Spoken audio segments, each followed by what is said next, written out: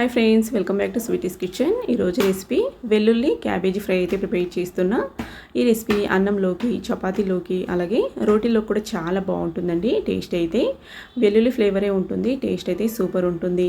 దీనికి ఉల్లిపాయలు కానీ, టొమాటోలు కానీ, కొత్తిమీర కానీ ఏం అవసరం లేదండి. ఓన్లీ వెల్లుల్లిపాయలు ఒకటే చాలు.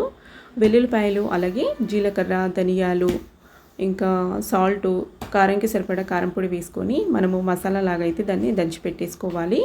రోళ్ళు ఉంటే రోట్లో దంచుకోవాలండి. దాన్ని పక్కన పెట్టేసుకొని పొయ్యి మీద కడాయి పెట్టుకొని ఆయిల్ వేసుకొని ఆవాలు, జీలకర్ర, అలాగే పచ్చి కరివేపాకు ఉంటే వేసుకోవచ్చు. నా దగ్గర లేదు, వేయట్లేదు. మిరపకాయలు వేసుకొని పోపు వేగిన తర్వాత మనం దంచి పెట్టుకున్న ఈ వెల్లుల్లి మసాలాను అయితే వేసుకోవాలి. మళ్ళీ చెప్తున్నా చూడండి, వెల్లుల్లిపాయలు, ధనియాలు, జీలకర్ర, రుచికి సరిపడా ఉప్పు, కారంకి సరిపడా రెడ్ చిల్లీ పౌడర్ వేసుకొని బాగా బరకగా దంచుకోవాలి. 2 నిమిషాల పాటు ఆయిల్లో ఈ వెల్లుల్లి మసాలా వేగిన తర్వాత దీంట్లోనే సన్నగా కట్ చేసి పెట్టుకున్న క్యాబేజీ ముక్కలను అయితే వేసుకోవాలి.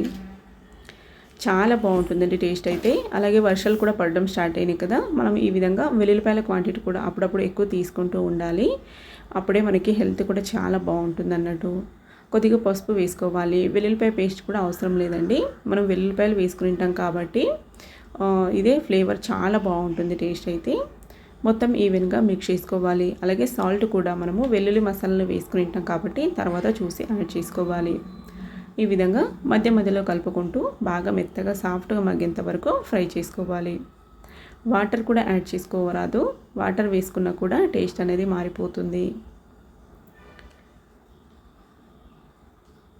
ఈ విధంగా మధ్య మధ్యలో కలుపుకుంటూ బాగా సాఫ్ట్గా మగ్గించుకున్నామంటే రెడీ అయిపోతుందండి.